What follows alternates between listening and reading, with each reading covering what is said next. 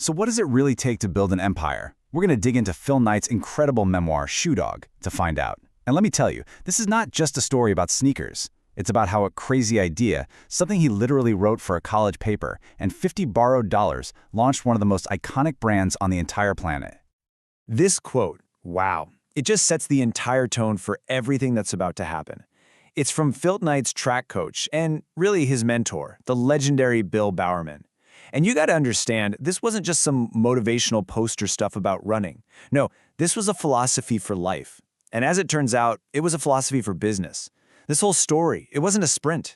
It was an absolute battle for survival against just impossible odds. So that brings us to the big question, right? How did a shy kid from Oregon manage to build a global empire from, of all places, the trunk of his car? I mean, Phil Knight, he was not your typical slick, charismatic CEO. We're talking about a guy who was so bad at selling that he couldn't even move encyclopedias door to door. So how on earth did that guy pull this off? Well, let's dive in.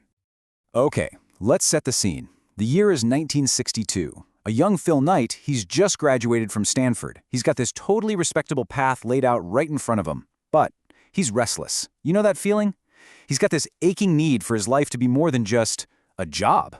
He wants it to be, well, meaningful. Yeah, that was his whole driving force. It wasn't about getting a paycheck and settling down. Not at all. He wanted to create something, to actually leave a mark on the world. And more than anything, he just wanted to feel like he was in the game, you know? Truly playing, not just sitting on the sidelines watching life go by. But then he says this, and it's such a brilliant little correction that tells you everything about his mindset. He basically says, no, that's not quite right. I simply didn't want to lose. And that's a huge difference, right? The motivation wasn't about the glory of winning. It was this deep, visceral fear of losing, a fear of ending up with a conventional life, of being stuck on those sidelines. So all of this, it leads him right back to what he called his crazy idea. Now you have to picture the scene back then. The entire world of running shoes was dominated by German companies, Adidas and Puma. That was it. And his idea, which, get this, he actually wrote a paper on for a class at Stanford, was to import these high-quality, low-cost running shoes from Japan and just completely undercut the big guys. It was simple, it was audacious, and yeah, pretty much everyone he told thought he was nuts.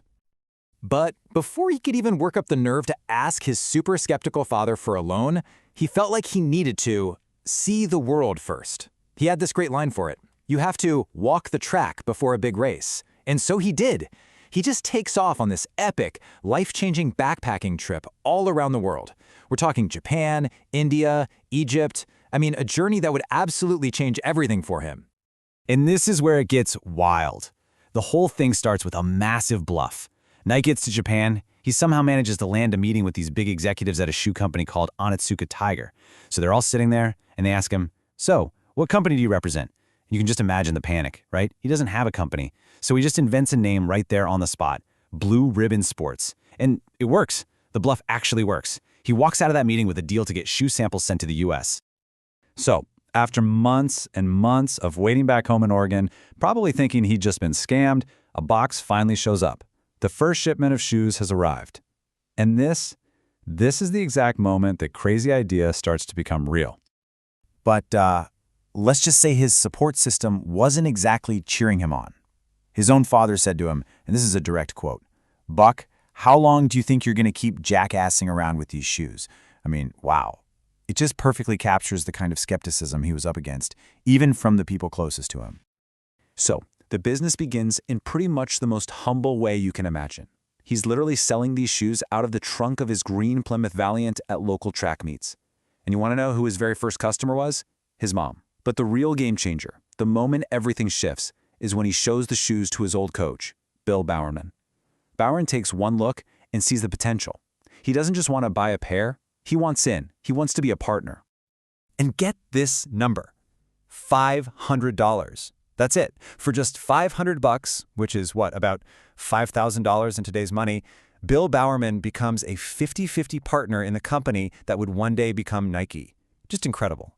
It was all sealed with a simple handshake deal between a coach and his former student. Okay, so the company is officially born, and it starts to grow, like really, really fast. But this brings us to what is maybe the central theme of the company's entire early life. growth wasn't this nice, smooth, steady climb. Oh no, it was pure, unfiltered chaos. And this right here captures the insane paradox they were living in. On the one hand, their sales were doubling every single year. I mean, by any measure, that's a runaway success. But on the other hand, they were constantly, perpetually broke. How is that even possible?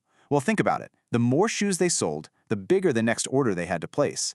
They had to pay their supplier in Japan months before they'd ever see a single dollar from their customers in the US. They were literally growing themselves straight into bankruptcy.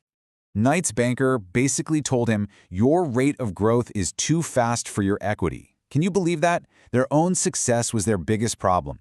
They were completely trapped in this brutal cycle, grow or die. Slowing down was not an option, but speeding up threatened to kill the company every single day.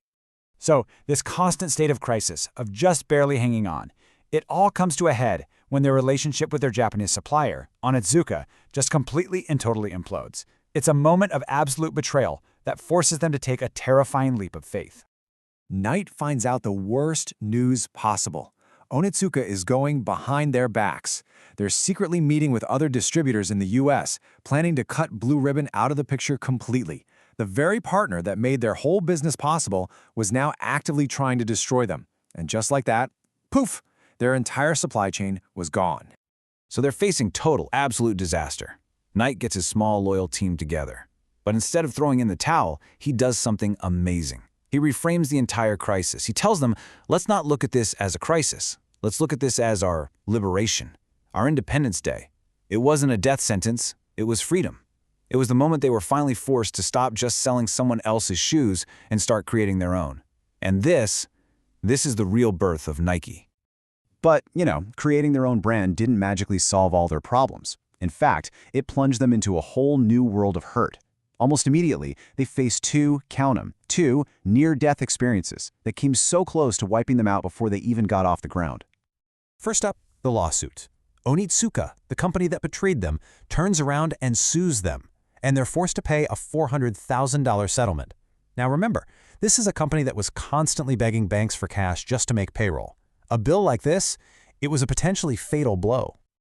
And just when you think it can't possibly get any worse, boom! The U.S. government comes knocking. They hit them with a bill for $25 million, citing some obscure, ancient customs law. It came out of nowhere. It was an existential threat. There was no way they could pay it. It looked like the company was completely, totally finished.